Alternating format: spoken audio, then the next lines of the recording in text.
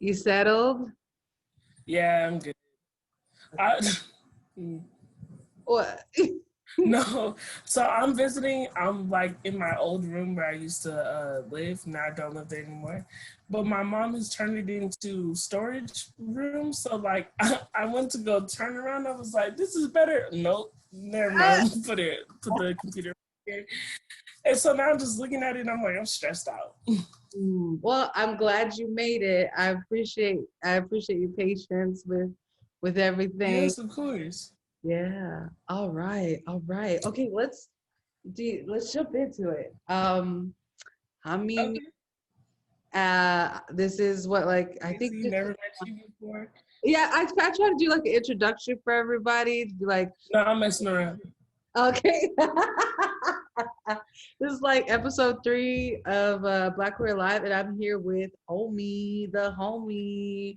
I'm so excited. Hey. Um, just for a little context, I just like how I met you. My friend David was like, "Hey, they're having like a cipher or some shit or like a gig in the city. Like you should come." And at the time, I'm such a prude ass bitch. I'd be like, "Yeah, I'm gonna go hear these MCs. Yeah, yeah, I'm gonna be like, what's up, what's up." So I just I was listening to everybody, and when I heard you jump on the mic, I was like, "Oh shit! Like this is dope as fuck." I really liked your energy, and Thank you. you're like so amazing. Um, Thank you. tell us about yourself. Your name, age, occupation is such a weird word, but passion, if you want to replace it with that. Okay. And what are your pronouns? Okay. So my name is Ohmi. Um, what did you say the second one was? Oh, my age. I'm 20. I'm 28. I'm about to be 29 in next Saturday. So You're a Virgo. yeah, Virgo season. I love it. Um, Pronouns. It's hella crazy because I'm kind of like pronoun indifferent. Um, where like I don't really care what you call me. Like yesterday, like I've been growing out my facial hair because I'm like, that's what my body naturally does. So I'm gonna just do that and go with that because it's not like I took anything to make my body do this. Like my body naturally does this. And so I was at the beach yesterday and this woman, she was like, oh yeah, he. And I was like, I mean, we could go with that. And so I was there with my friend.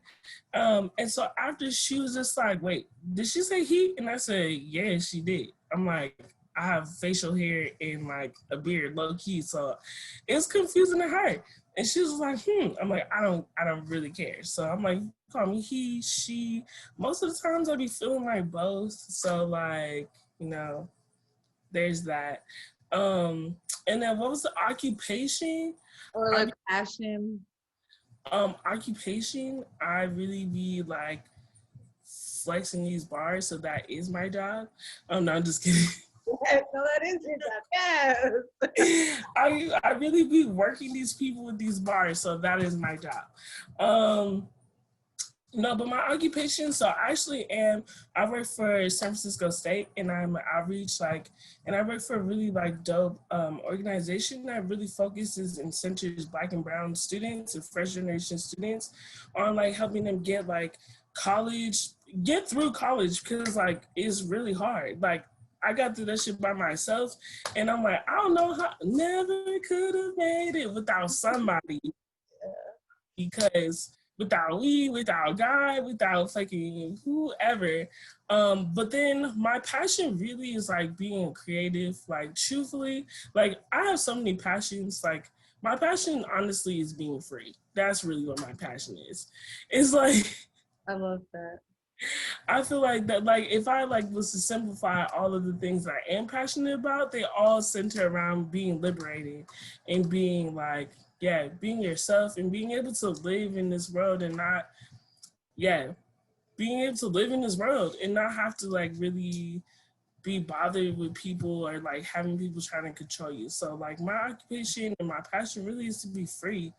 I really do rapping. I use my music as I'm setting up speakers right now. Yes. Yeah, I bought some dope ass speakers, so I'm about to start making beats and like doing stuff like that and like getting into that. Cause that was the performance that I had with you where I was just like, I don't want to do this shit no more. Like yeah, no, but it wasn't like because of you. It was just like I realized in that moment that I was performing for everybody. Like I was not good during that time. Like I was not good. And like I realized I had been performing so much for everybody. And that's like, I don't want to do this no more. Like I'm not good and I'm pretending to be good and I'm pretending to like be good so people like me in hopes that they will. And that's why I was doing it. And I was just like, I cannot do this. There was so much pressure like during that moment. And I said, but not with you, like just life, pressure of my life in that moment. And I said, I remember, well, I didn't know that. You know what, now that I think about it, now if I would have known that, I would have, I'm sorry, I'm just going into my own artist brain. yeah, go ahead. I would have closed the set, if that makes sense. Like closed the set instead of opened it. Yeah. I don't know. This is, but I remember at the time you were talking a lot about that you just like had an accident. It was like your first gig back. Yes. I remember that. I remember that. Yeah, I had broken my neck, so I like fractured. Well, the thing is, like, I chipped part of my C2 off. I got in like a freakishly like whatever accident, but it wasn't like a bad one where you know like people like their car looked like a crushed spike can. Like if you would have like the police didn't want to help us, like yeah, it was. I hated that day. Really, honestly, I'm like worst day because being black was really lit that day. We got there and so we got hit by this dude. It doesn't look like anything happened to either of our cars, but I felt hella bad. Like as soon as I got out the car, I was like, I felt nauseous as fuck. I had a concussion. I ended up breaking my like fracturing my C2. So like when I did that show, that was the first time in a very long time that I even felt comfortable to perform. And like it was like one of the first few shows that so like I think that was maybe like the third or fourth show that I did.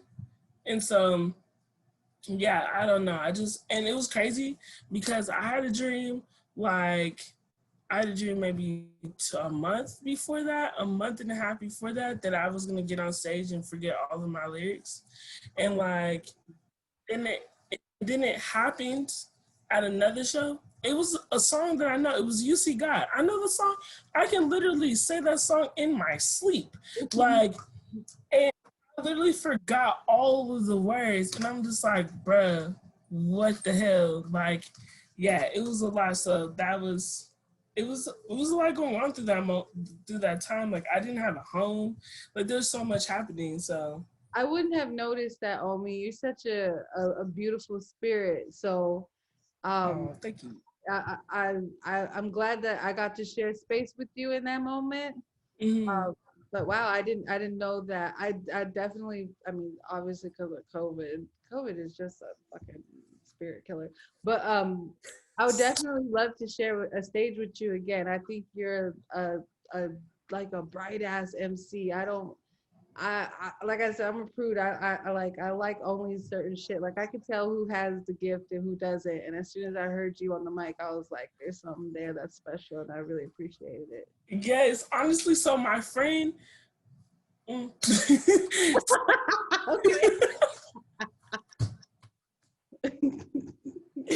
This person who was my friend at the time, I guess they had saw you at like a show or something. They did a show with you, and they were like, you should definitely work with this person. So they had invited, I mean, they showed me your page and I said, yeah.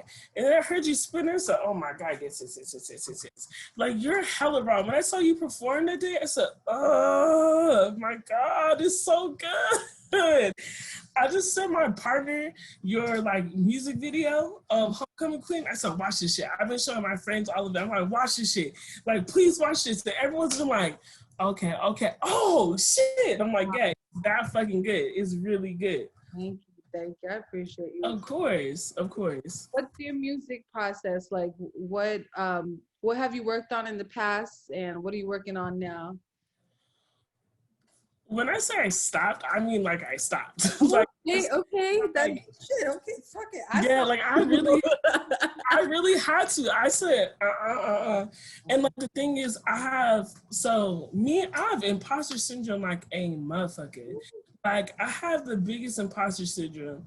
So I'm just like, I don't know if I'm gonna be able to do these things. So like I've had an album that's ready to go, like for a minute. But like I just need like final touches. But I've been really like thinking about, is this something that I want? Especially with like the whole thing that, because I know that if I'm to put it out, that people probably are gonna like it. And like and that's not like being cocky or anything, but it's like people like the things that I say. And mostly because I'm just being honest about what I'm feeling in these moments. It's not for anybody to like them. So I understand why people like them.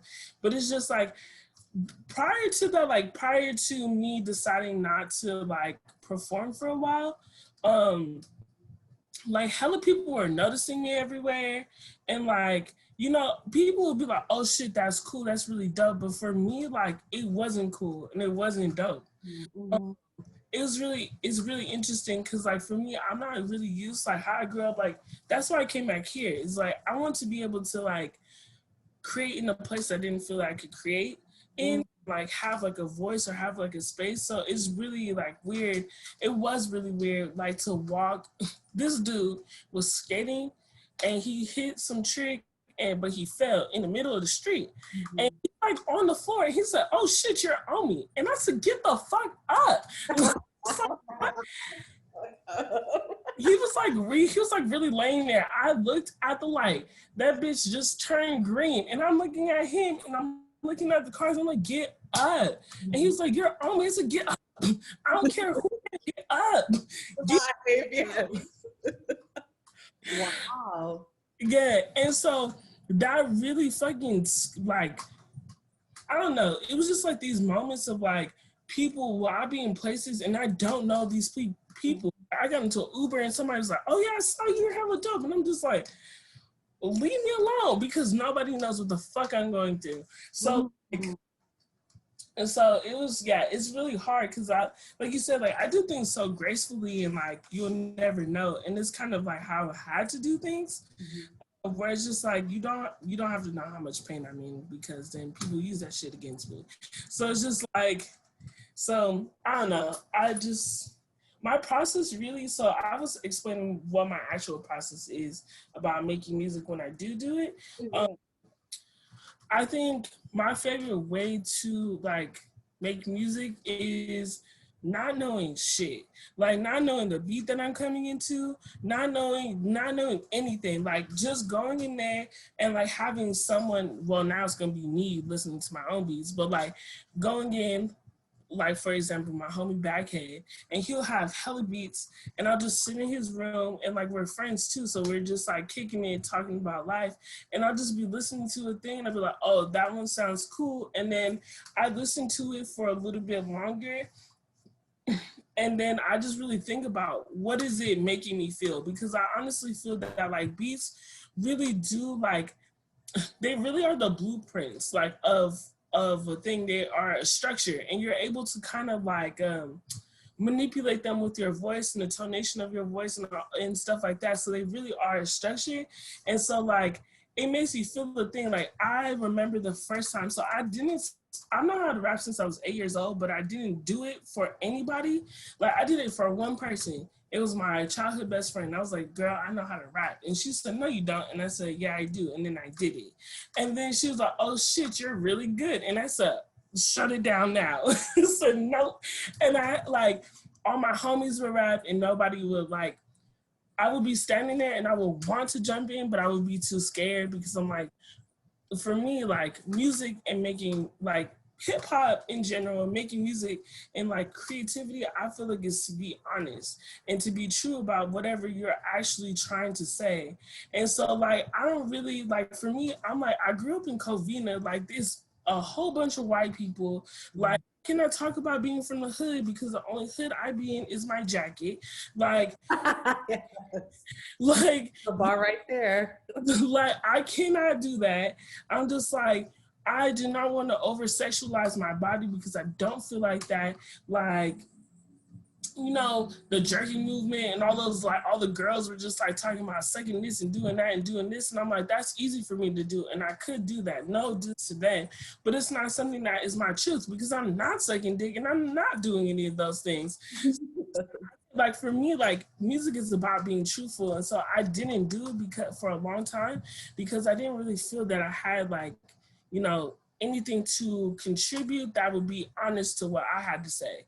And then it wasn't really until I met my homies and we did like this hunger strike because of like ethnic studies in San Francisco State and all this stuff, that I was just kicking it with my homie, and that's kind of like when I realized that I actually do have things to say.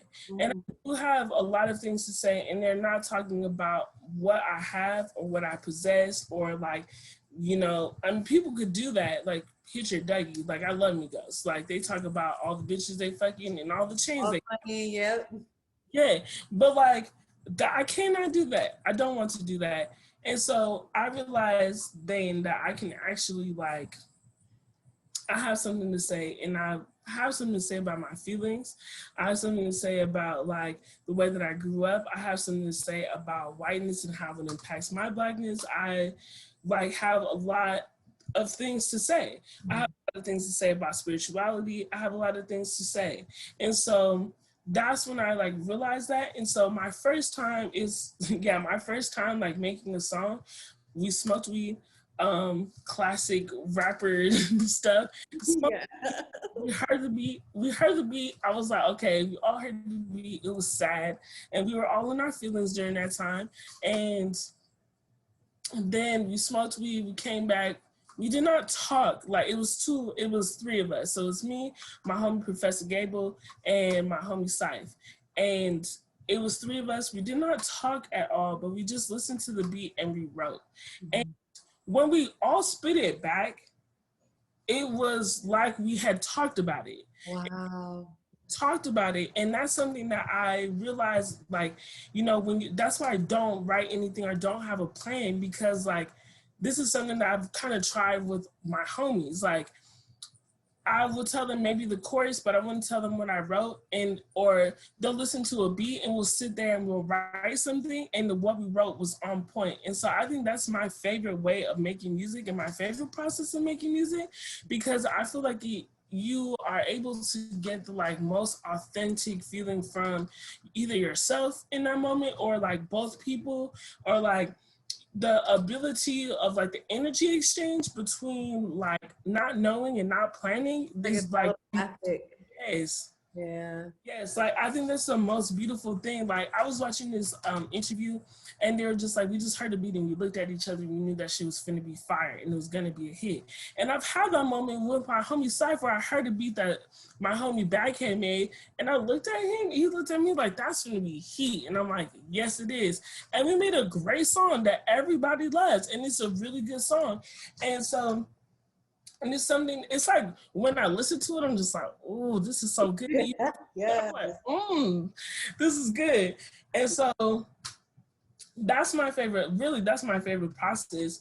It's just like not planning, like having things come authentically. Like also, like if you're like, I have an idea for this like song, I'm still gonna do really well and do that.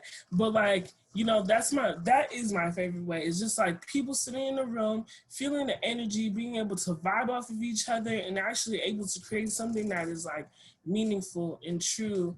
And that's my favorite process. That's so beautiful. There's two things that I have in response to what you said. But yeah, I agree with that process. All my best songs have been things that I've freestyled or created or wrote in like 20 minutes and like recorded in an hour. And there's something to that process of just like feeling something and whatever it is that's in your heart at that moment, just getting it on, you know, just putting it on the beat and leaving it there. So I fuck with that process. I think that's beautiful. Free therapy. It's yeah. therapy. And the second thing I want to kind of build off of is, I feel like it's hard. Okay. There's a couple things you said. There are a lot of so the market produces for femme MCs to only rap and objectify themselves. I don't think that a lot of, I mean, with the exception of like Rhapsody, or you know, a few other MCs, femme MCs, we're not really allowed the space to just really be complex and like non-sexualized or over-sexualized, you know, that hypersexualization. So I echo that sentiment of feeling like I feel misunderstood on this mic right now, or I feel misunderstood in this project because niggas are so used to seeing one type of FMMC. So when you offer them something else, people appreciate it, but when it comes to like really appreciating it and giving it its time and attention and its due justice, I feel like we don't get as much love as we deserve. So No. Like the thing is, like, so I grew up listening to like Outkast. Like my aunt was just like, "You're bored." Like we had a trip. She only had that one CD. mm-hmm. She only had like Outkast, like greatest hits. That's amazing. Yeah. But like she let me listen to those things. She had a Tribe Called Quest, and so like, and I also started listening to people who are very complex, and so like my bars, like I have bars, and so it's very interesting to like. I'm like, no, you should catch yourself. I'm like, I have bars, and I know I do, and like the way that I rap, like I know that I have like the way that I rap. People be like, it's like Biggie, and I'm like, thank you. But like, also it's like me, and I see when I rap in front of like the dudes who are intimidated by me, like when so two things. I had one dude who like is really good. He's really, really good. He's a good ass freestyler. For whatever reason,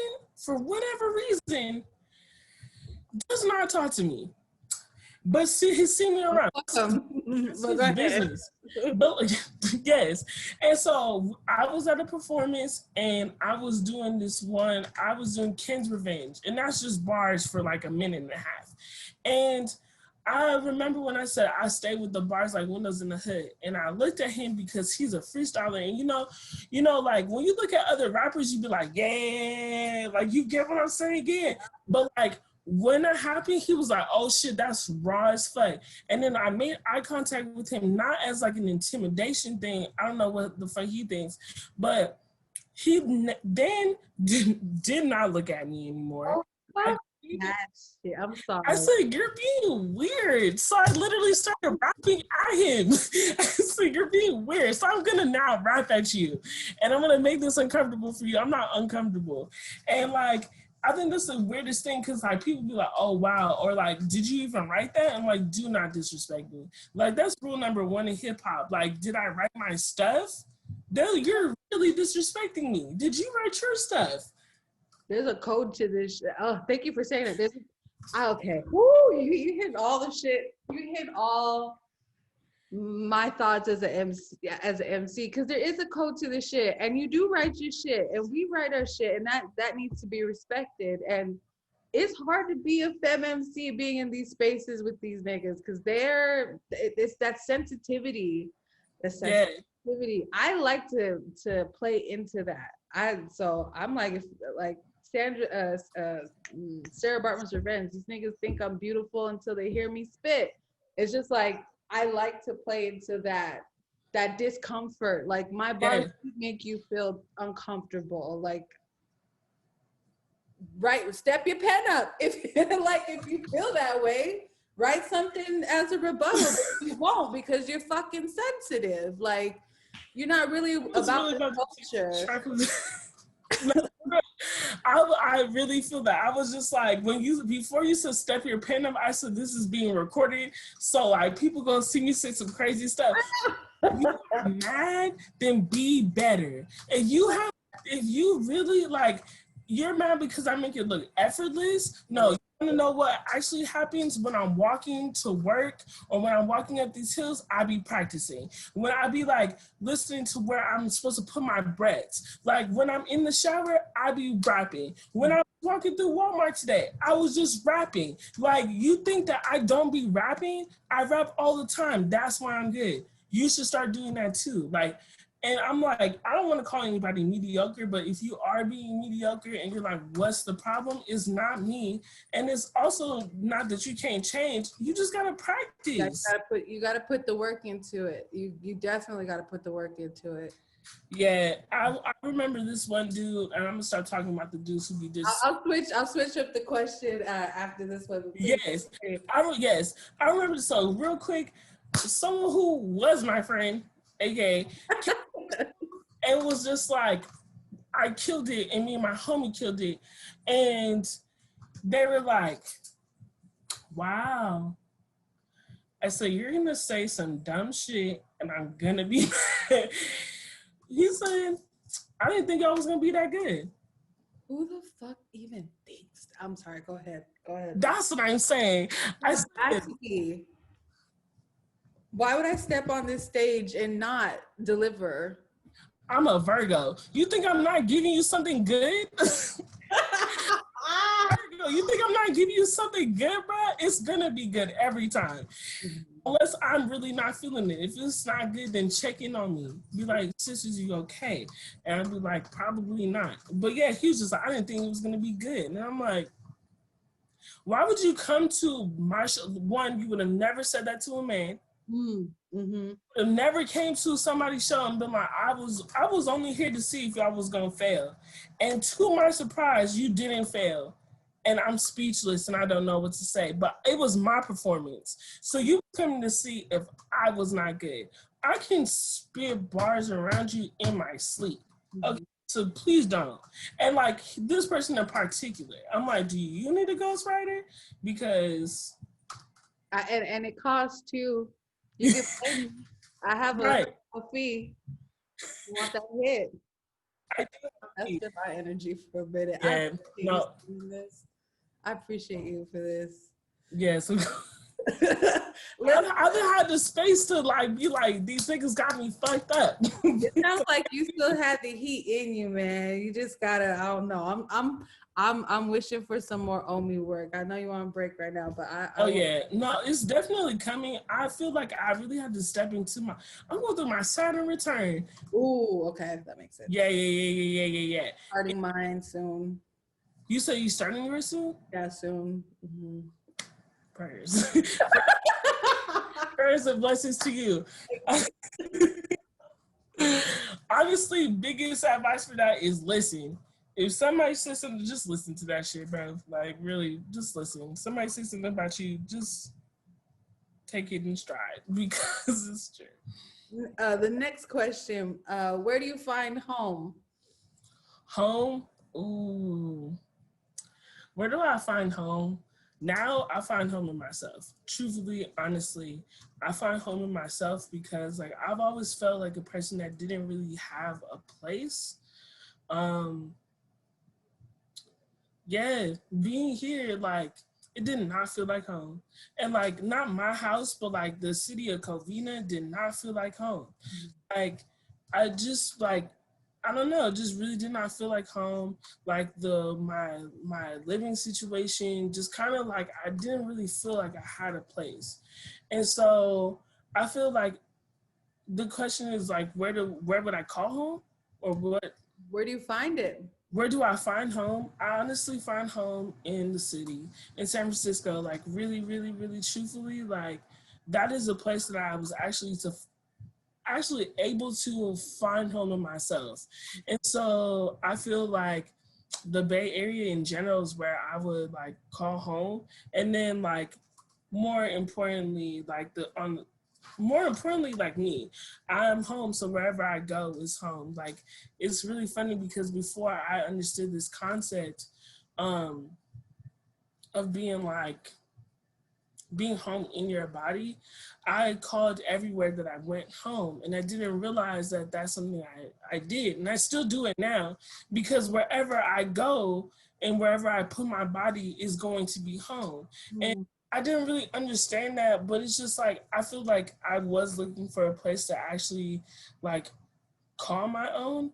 but now like I call me my own, and that's really something that's like very, I don't know, I am my home, and that's something I've been really like grappling with this week, just being comfortable in myself, like truly being comfortable in myself and understanding that my body is my home, that like my mind is my home, that like my spirit is my home, my physical house is my home, but like more importantly, wherever I'm at is home. And so like I gotta take care of this. I gotta take care of my home body before I start doing anything else. What are you searching for?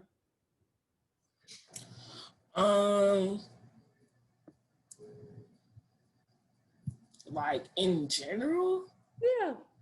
However I'm not that for question it. you. I think that I think I've always really been in search of my fucking freedom, because I've never felt like I really had any. Like I feel like I've always been in search of my freedom in my own interpersonal, like me being able to say openly that I'm queer, me being able to say that like freely that I'm poly, me being able to say freely that I'm Black and not have the kids like look at me when we're reading Huckleberry Finn, like, you know, me being free to be like, I'm a woman and I'm fluid in that. And like, I will dress like your nigga and I will also take your girlfriend and might also could be your girlfriend. Like whatever I feel like doing, it's like my freedom. So I feel like I always have felt like what I've been searching for is to be free. Like, and to be free of these like expectations that I did not choose, like to be free of these agreements that I did not choose to like agree to, but I kind of have to. Like, yeah, I think what I'm searching for the most is my freedom, and like once I get that, then I will feel like I can do anything. And I think that's what like I had to realize when we were talking about home, is like that's what I was looking for, is like freedom in my own body, so I can, because where we're living at is not, I'm not gonna be free. Like realistically, like this shit, like America, I'm not gonna be free. Anywhere that I go, I'm not about to be free just because I'm Black. So like that's one thing. So me searching in a place or like something, yeah, like me being able to, me looking for like freedom in a place, like in a physical place, is not possible for me. I don't see that as, I feel like I would never feel satisfied because I would never actually get that until like something crazy would change. But where I can find home and where I can find freedom is in myself. And so in my mind too. So Wow. that answers the question. Who is if there is a person, who is like the first person like on screen or in comics or like a book or a show? Missy Elliott. Okay. Missy Elliott is literally the first person I can remember. Like I remember watching Super Duper Fly and being like, oh shit, she's cool. Like she's cool as fuck. And I'm like, this is weird. This is so weird. And like, I think it was like four or five, and being like, this is cool. And I truly remember this. And also why she got that bag on her. But like, yes. I was like, she's like wearing this thing. What is that suit? Like, yeah, she was the first person I like really resonated with. And then when I like watched like her explanation of that video, because when I was little, I was much thinner. But like when I grew up and I like found out her reasoning for being in the trash bag, for like, I don't know, for her whole creative process, like things that she says, like she's a bitch. Like I love that song. That song and that video is still hits, right? Like if that came out today, it'd be a hit, period.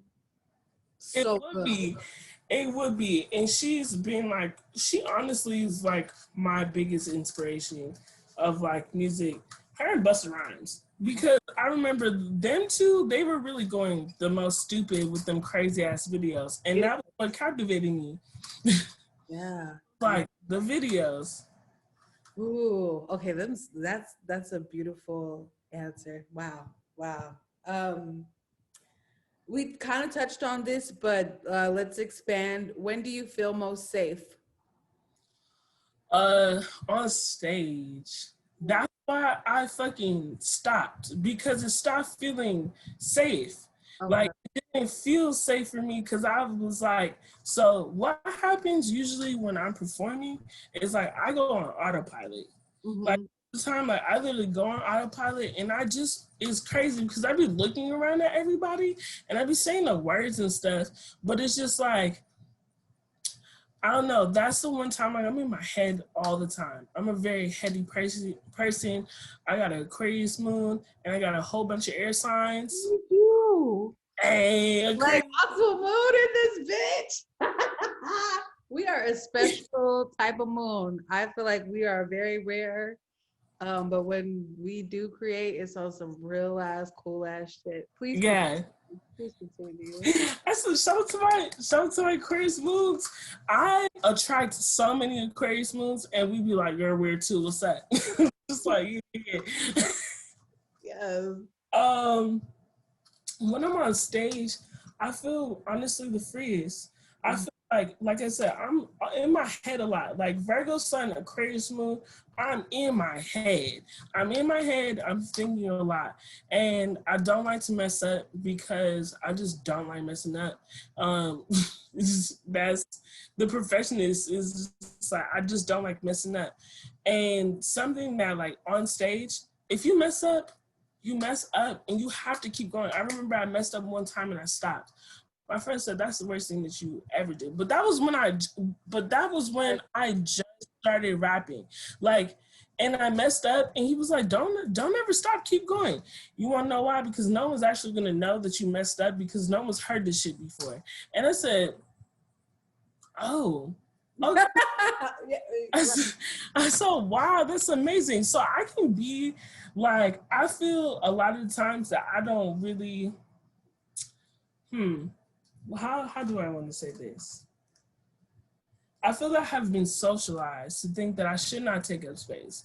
I've been socialized to think that I should not, like, express myself or be bold, and like, because I have a bigger body that I shouldn't be sexy or sensual or anything like that. And I feel like on stage, that's when I'm able to do whatever the fuck I want, which should translate to like regular life. But I feel like in that moment, like I said, I go on autopilot and it's just like me there and like me really like, I don't know, engaging with the energy of the room and then engaging with the energy of the space. So like that is the part that I feel the most safe. In people's arms, honestly, is where I feel the most safe. One of my love languages is touch. And so like literally like being held is also when I feel the most safe. And just like, yeah, being held physically and also being held like emotionally is something that is when I feel the most safe. But honestly, like the freest moments and the safest moments I feel are on stage. I just like, there's nothing in this world that I'm actually like, I'm not thinking about the cops shooting niggas. I'm not thinking about my rent. I'm not thinking about a goddamn thing except how this music and how I'm engaging with the music. Mm-hmm. Most of the times, I don't even care if people like it. And that was the part for me that I really had to be like, chill, because you're really caring about other people and you don't do this for other people. Like, you've never done this for other people. Yeah, like, that's the part where like I'm a people pleaser, so that like on stage is when I'm like, I don't have to please anyone. If you don't like this, then you don't like it, and if you do, then you do, and that's also good for you. Like I don't have to do anything but be up here and say my truth, and that's when I feel the safest, is when I can actually say what it is that I feel, because I really felt like I couldn't, or I didn't have the space, or I was in danger to do that. So the stage is where I leave it all out and be like, that's what it is, what it is, what it is. That's beautiful. That's really beautiful. I want to piggyback off of something you said about being a bigger person. I'm openly, like, you can't like not be openly fat, but I'm very vocal about my fatness. I'm like, Yeah. you gonna take it or you not, but most likely you want it. So what's up? But what is your experience in being a fat queer person? I mean, now it's lit. Now, like, because I've embraced it, like, it's lit. And being in Oakland and being in the Bay, like, I feel more comfortable in my body. And so it's cool. But when I was growing up and being in Covina, like, people that I didn't know. And the thing was, like, I wasn't any bigger than I am now. Hmm. Me, I don't even feel like, I don't even know how to say it. Like, I don't know. Like, I just don't see myself as like, I don't see myself as how other people see me. So like, to, I was walking from home and this kid, he just called me Rasputia. And I'm just like, those two things don't even correlate to me. I'm like, because I don't have that body type. Also, why are you being fat phobic? Like, bitch, I don't fucking know you from Adam. If I saw you walking on the street, I wouldn't know who you were, nothing about you. I wouldn't know anything about you. And yet you are verbally assaulting me, and you are saying things to me for the fuck what. And like, that's kind of like how it felt out here. I don't know, being from like the LA area, like, there is such an emphasis on being skinny There that is. I just did not feel attractive when I was growing up. Like, I just did not feel like, the hair on my face, all this shit, all of the things that were going on with me, like, I did not feel like attractive. So like, me now embracing my body, when I was maybe like when I was 20, I started to realize this is what made me really like be like, you know what, my body is great. Because my skinny ass friends, they're like, this is wrong with my body and I'm so big. And I say, you're so big, bitch. I'm bigger than you.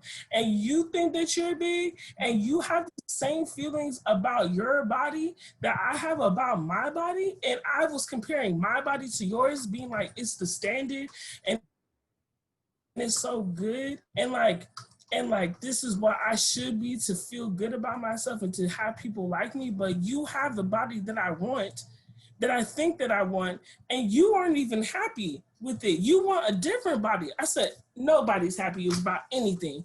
And I said, I'm just gonna accept the one that I have because apparently it's not that lit, because they're complaining about how they want to gain weight and how they want to do this or they're too big. And I'm just like, so we just all kind of like out here just not satisfied. And I'm like, you know what?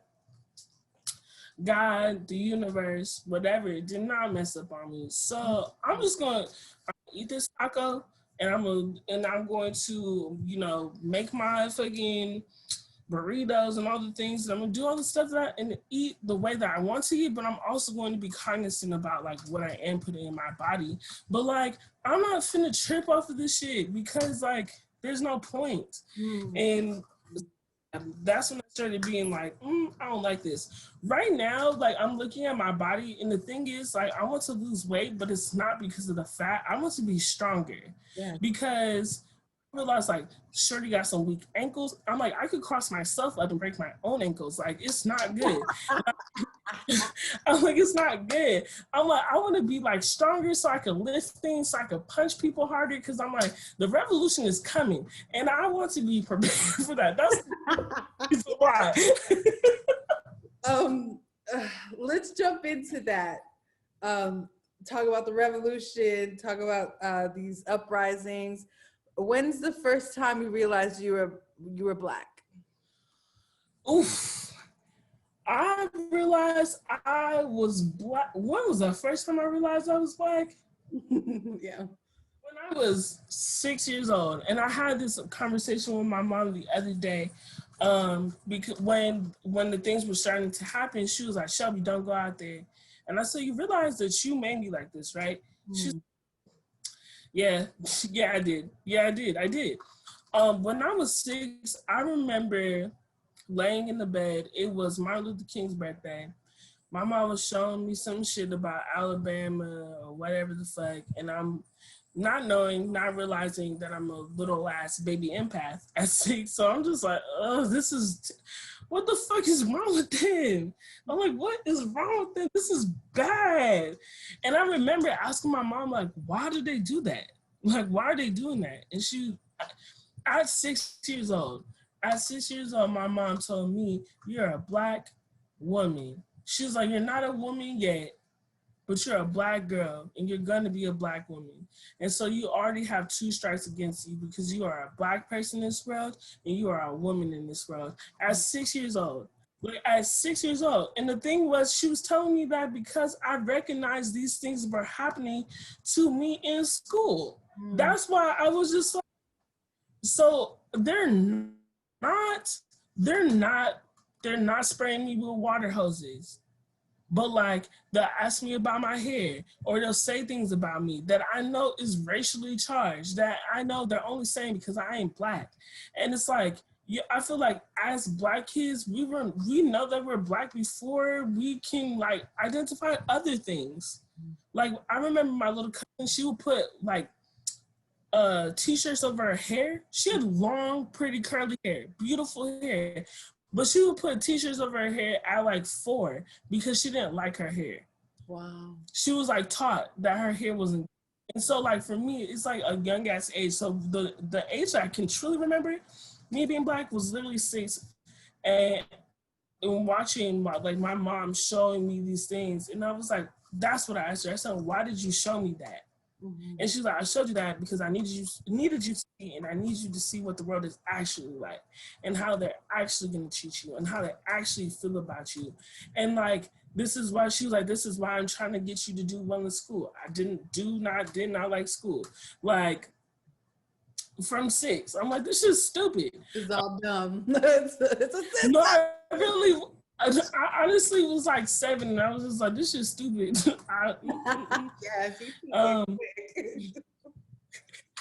You peep game hella quick. It took me get so mad. What'd you say? I said it took me a while to realize that school was dumb because I was good at it. But after a while, I was like, I am very depressed. I am overachieving and depressed as fuck. There's no point to this. I was the literal opposite where I'm like, I'm depressed and this shit's stupid, so I'm not finna do it. I'm not gonna do this. But yeah, when I was 6, that's when I realized I was a Black kid in this world and a Black child in this world. And from then on, it's kind of indirectly impacted the things that I would do because like my family, the thing is, my family's from Belize. So I'm Afro-Latina.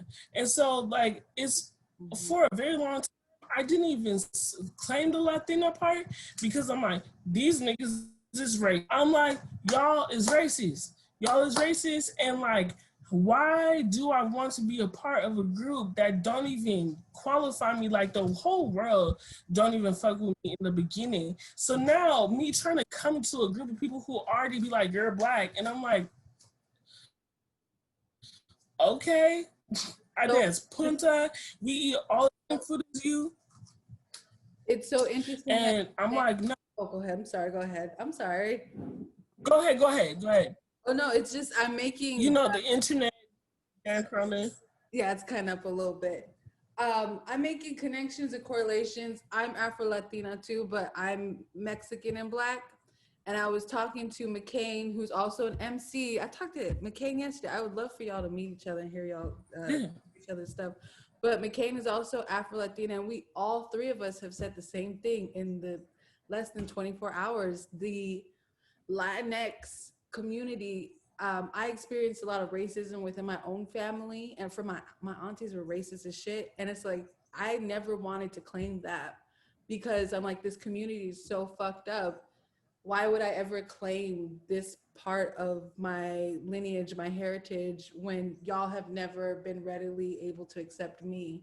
So it's interesting that you're saying like the same exact thing that me and McCain were saying last night. And it's amazing. Yeah, I feel like I've had moments where I'll tell people and they, yeah, it's ridiculous. It's hard to be Afro-Latinx. Like if you don't look Latinx, and when I say Latinx in the Light. European, yes, light European context, people have a hard time believing that that's even part of, you know, that runs in your blood. But it's just like, you know the truth. You were raised a certain way. I know truth. You know the truth. Go for it. Go for it. That's a teacher. Call Go me. for it. No, bro. Like, so the you know the picture of the lady where she's trying to do the calculations. I'm like, so how do y'all hate me? How do y'all not like black people? But bachata comes from us. Reggaeton comes from us. Like all of the music that you so fucking love comes from black people. From the Afro part. So like we need to kill that. Like you must dead that. The way y'all move, the way y'all dance. I'm like punta. Like what we dance to, that is literally African. You listen to the music, you listen to the rhythm, that shit is African. Like so for us to I guess lighter skin like Latinx people to not claim or not be aware of the anti-blackness that stems from their own, like in their own, you know, cultures. Mm-hmm. I don't know. It's just really interesting. I had a few people that actually like, bro, you're Latina, and I said, huh? No, they didn't. It was before because I was in middle school, so we was not that hip on lingo. But I had a friend Ingrid, and I hope she heard about her like twice. And I was just like, yeah, you know, I'm from Belize. And she said, in Central America? And I said, yeah. She's like, so you're Latina? And I said, no. She says, so you're Latina? I said, no, I'm not. And she was just like, let's look at a map. And I said, I know where it's at, bro. I know where it's at. She was just like, so it's in Latin America, which makes you Latina. And I said, I mean, you got me on the facts. I cannot deny geography. Like, I cannot deny geography. I'm like, yes. But then I was explaining to her, I was like, you know, I don't really feel included, so I don't claim that. And she was like, that makes sense. She's like, that makes sense, but you're Latino than me. And I said, I'll fuck with you, Ingrid. You're doing a good job. Thank you, Ingrid, for breaking that down. I appreciate it. I really hope that she's good. She was cool. Let's pivot. When's the first time you realized you were queer? Like 2 days ago, really. Hey. Mm-hmm. Honestly, so now me going back, there was like multiple sections to this. So when I realized fully and I came out to myself as queer, was 2017, some shit like that. Like, like 2017. It was like my fall semester. And I was like, people keep asking me if I'm queer. I should maybe investigate this because I'm not against it. Like, it got to a point that I was just like, women are beautiful and like, I don't really see the problem. Like, I don't really see the problem. But growing up in Covina and like being a like little queer black girl, like then, but not knowing, I don't know. I don't even know how to explain this because when looking back, have been queer for a mighty long time. All of my best friends growing up, gay as fuck, queer as fuck, like queer as fuck. I'm like, how did I not put 2 and 2 together to make it work? Because that shit's crazy. But then also like not realizing all the isms and the homophobia. Like my family is from Latin America, but they also have Caribbean, like that's how Belize is. It's like, it's Latin, but it's also Caribbean. So we just be pushed out because it's like, yeah, y'all are black, so y'all definitely not Latinx and not Latinos, like y'all are not that. And then the Caribbean people are like, oh no, you are not in the Caribbean, you're in Latin America, so you are not Caribbean. And I'm just like, what if maybe we're both? And so that coming into like my household is like hella patriarchal and hella homophobic. And so for me, growing up, like one of my cousins, she's like the only cousin that was like openly queer. And I would just see like how my family would talk about them, and I would just be like, you know, like, and talk about, and not even talk about her, like mostly because they wouldn't talk about her, they love her, but like, I would see how my family would talk about like queer people on the street. And I'd be like, bruh, this is not good. And I'm like, this is not a good thing. But for me, I wasn't even understanding the whole like sexuality, whole understanding of these things, because I was not like, I did not like nobody here in Covina. Like, I didn't like anybody here. And I was just like, I fucking don't like y'all, so I'm not even gonna try. Like, I'm not even gonna try. I remember this one little boy in my class, he was bugging me because he liked me. And I was like, I don't fucking like you, leave me alone. Class, I was like, you bug the shit out of me. Like, in the middle of class, it was silent.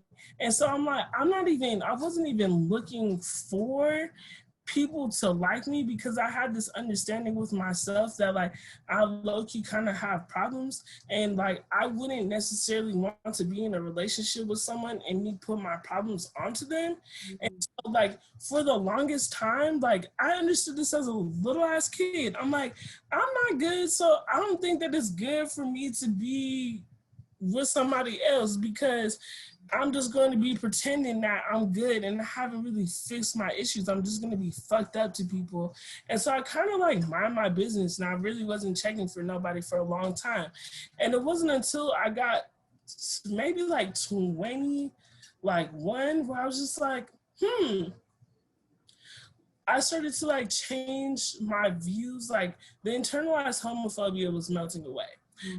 That I like received from my family and stuff. It was like melting away. And I was starting to understand, like, you know, there's literally nothing wrong with being queer. There's nothing wrong with that. So like it got to a point I was still talking to dudes, but I would like defend it off the fact of like, it's not right. Like, that's not right for you to be talking about them. They're people, leave them alone. And then when I came to school, we had like the little gender unicorn thing that was in there, something like that, where you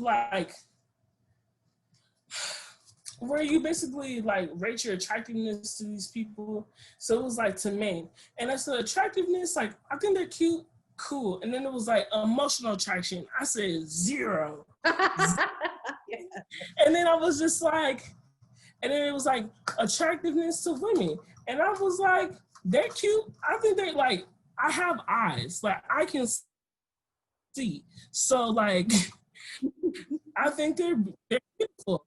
Cool. And it was just like, and then it was like emotional attractiveness. And I said, all the way. And I went, hold on. This is what has been happening the whole time, because I really didn't understand my own thing. Like, I think men are attractive. Like, I have eyes. Today, I saw this ass man. And I was like, damn, he is cute. And like, but when I started talking to them, I'd be like, y'all niggas are dumb. Y'all niggas are dumb. I can't, and I don't want to, so I'm not. Y'all niggas are dumb. And so, but then talking to women, like, I'm like, you guys are able to hold me. Like, women are able to hold me emotionally. They're able to hold me spiritually. Like, I've seen it multiple times where, like, men, while they're trying to get at me, are still not holding me. Like, they're still not, like, holding me in ways that like feel nurturing to me. And so I never, like, there was a disconnect. And I'm like, I don't really like men. I knew that something was up when my really good friend, I'm like, you know, on paper, you would be something that you would be a person that I would be like, well, goddamn, like, put a ring on it. But like, you're a dude, so I don't really feel that way about you. And that was like the moment where I was like, yeah. Yeah. I'm very queer. Like I'm very, very queer. Because honestly, you'd be someone I would go after. But you're not a woman. You are not another queer person because you don't even have to be a woman. I'm pansexual. Like like you're just not a queer person. I don't really know if I want to just go into that because I feel like you got a lot of things. I feel You got a lot of things that we don't have to talk about, and I don't. Then I gotta teach you, and it's just not. it's not worth it. I feel that. I feel that. Yeah. What would you like to hear from your 12-year-olds? I'm sorry. What would you like to say to your 12-year-old self? What I would like to say to my 12-year-old self is they are going to, at 15, they are going to make you choose between playing basketball or coming out, and you should just play basketball because like what happened was I essentially was asked like, am I queer? And I said no, to the point that I quit the thing. I quit playing basketball. I love basketball so much. It's also a place that I feel free, and so I quit it just so people didn't think I was gay, didn't think I was queer. Wow.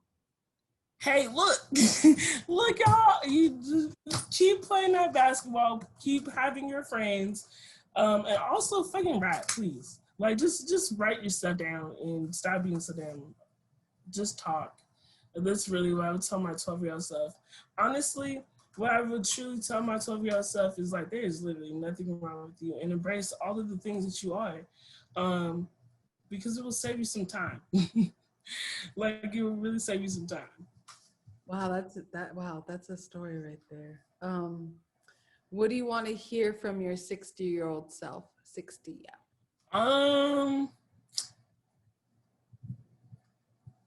Honestly, what I want to hear from my 6-year-old self is like, okay, that's a firework. I said, what the?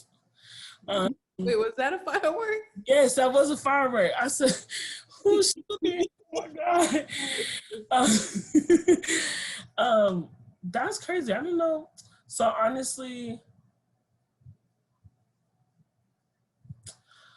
I would really like my 12-year-old, my 6-year-old self to just tell me that it's like how it is to be 60, and just tell me to relax and like tell me that like everything is really gonna be okay. I feel like 12-year-old needs to know that, and me right now needs to know that from 6-year-old Ohmi, like everything will be okay, and to like work hard and enjoy your life.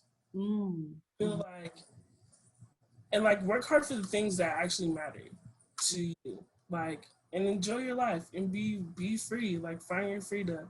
And so yeah, that's what I want my 6-year-old self to tell me. It's just like, find your freedom, like continue on that path because it's gonna be glorious. I already see myself old, gray hair, like just Yourself ready? Do you look happy in that 60-year-old version of yourself?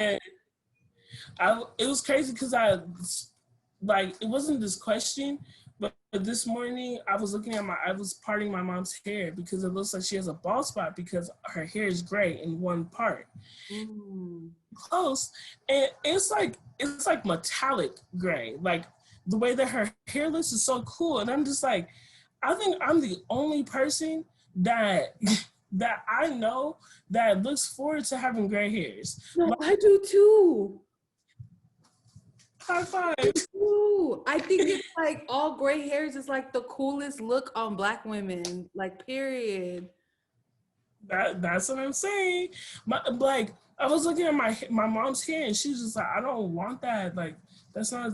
I don't like it. And I'm like, dude, your hair is like metallic. Like it literally looks like chrome. Like it looks like chrome. Like that shit is cool, and that's growing out of your scalp. Like It's like superhuman, like talents or like superhuman powers. That's dope. I always feel like, I think I've always wanted to be old because a lot of people I know don't make it to be very old. And so I really do look forward to being 60. like sitting on my porch, you know, with my, I want to farm and shit. Like, I want all my plants and stuff. Like, I'm trying to like, yeah, I'm trying to be just on my farm with my people, just chilling, smoking my weed still. That's beautiful, man. That's beautiful. Yeah. If you could change your identity, would you? No. Okay. I read that question. I said no. You don't have to go further. No, Okay. Yeah. no, All I'm right. just kidding. No, I like to offer people like, hey, if you want to be like a dragon or a hummingbird or, you know, that doesn't have to be in relations to like the human species. I mean, just anything. If you want to Oh be a yes. black hole or something. Oh yeah.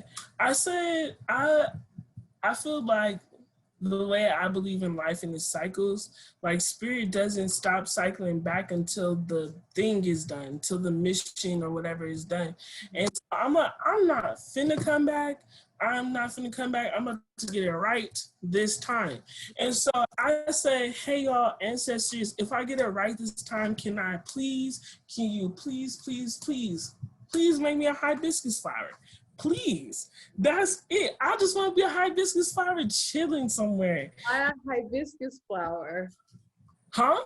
Why a hibiscus flower? Why? One, they're very, very beautiful. Like they're hella beautiful. And they come in all different colors. And like the way that they grow is really cool too. It's just like you don't ever like they just like they just like are like little buds because I have a hibiscus plant and I think it's the most beautiful thing to watch every time. And you think that it's dead, but then it's not ever really dead. It's just like more bulbs come up from the place that you thought was dead. And Wow. so, yeah. And so I would look at that and I like hummingbirds love hibiscus and I love hummingbirds. So like, that's like one of my favorite birds. Like they're so like spiritual That's my spirit. and majestic. They're so cool. So I'm like, they're so pretty. Like hibiscus, they're all different colors. They're really good for your body. They calm down anxiety. Like it's good for so many things. And I'm like, it's a beautiful flower and it's a useful flower. It's like a beautiful plant and it's useful. It's 2 in 1. So it's like beauty and brains. So yeah. I love that answer. My last question, is there anything that I didn't ask that you really want to express in this moment? No, I feel like we really covered like everything, really. This is really great. Thank you. I appreciate you Of course. so much. Oh my God. I'm thankful for all your answers, your insight. I love your energy. So I feel like a tiny high right now.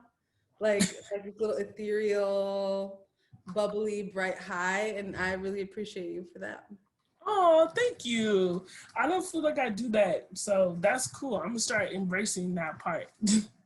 Okay, I'm gonna stop this recording. Okay, for sure.